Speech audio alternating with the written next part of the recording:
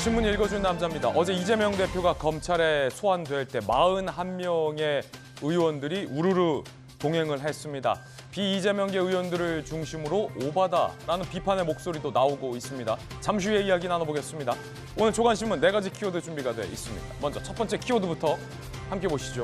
첫 번째 키워드는 뭘까요? 이겁니다. 12시간.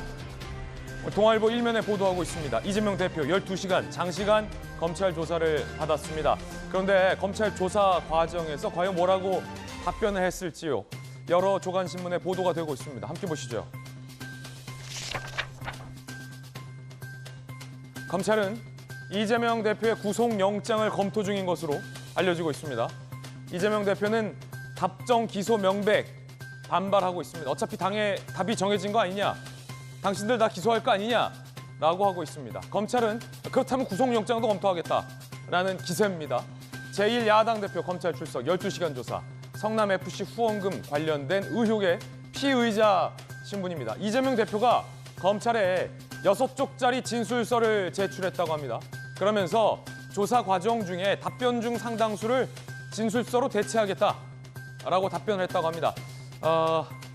검찰 안에서는 사실상의 진술 거부권 행사한 거 아니냐라는 얘기가 나오고 있고, 이재명 대표 측은 묵비권 행사한 적 없다라고 날선 반응들을 보이고 있습니다. 잠시 후에 이야기 나눠보죠. 이어서 두 번째 키워드입니다. 두 번째 키워드는 이겁니다. 어디로? 오늘 한겨레 신문이 4면에 쓰고 있는 기사입니다. 어디로? 민주 단일대우 맞서지만 이재명 방탄, 식물, 야당 우려를 한겨레 신문은 제기하고 있습니다. 민주당 어디로 가냐? 한겨레 신문 아예 이렇게 썼어요. 소제목에. 민주당 어디로 가냐? 쌍방울, 백현동, 대장동. 앞으로 이재명 대표가 받아야 할 수사가 줄줄이다. 국회 체포동의안도 예고된 수순이다.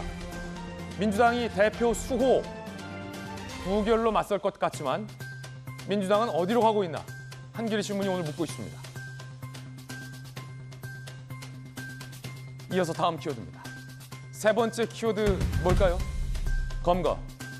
공교롭게 이재명 대표가 검찰에 소환되는 날 누가 붙잡힌 줄 아십니까?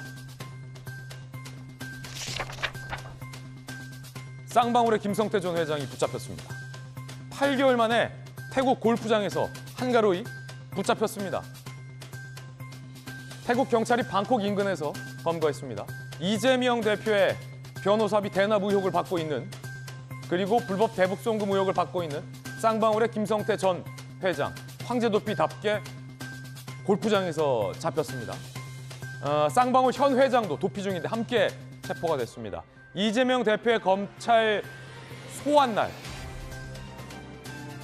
공교롭게도 이재명 대표 변호사비 대납 의혹 김성태 전 회장이 붙잡힌 겁니다. 과연 그 의혹의 실체도 이제는 드러날 수 있을까요? 잠시 후에 이야기 나눠보겠습니다. 이어서 다음 키워드입니다. 네 번째 키워드, 보복. 한국일보 1면에 쓰고 있는 기사입니다. 보복, 어떤 기사일까요? 방역 강화의 보복. 중국이 한국인 비자 발급을 전격 중단했습니다. 이럴 겁니까? 차별적 입국 제한 조치 취소할 때까지 한국인 비자 발급 중단한다라고 보복 카드를 꺼내들었습니다. 일본 여행사에도 비자 중단을 일반 통보했다고 합니다. 중국이 국제사회의 질서 있는 일원으로 돌아오길 촉구합니다. 지금까지 신문 읽어준 남자였습니다.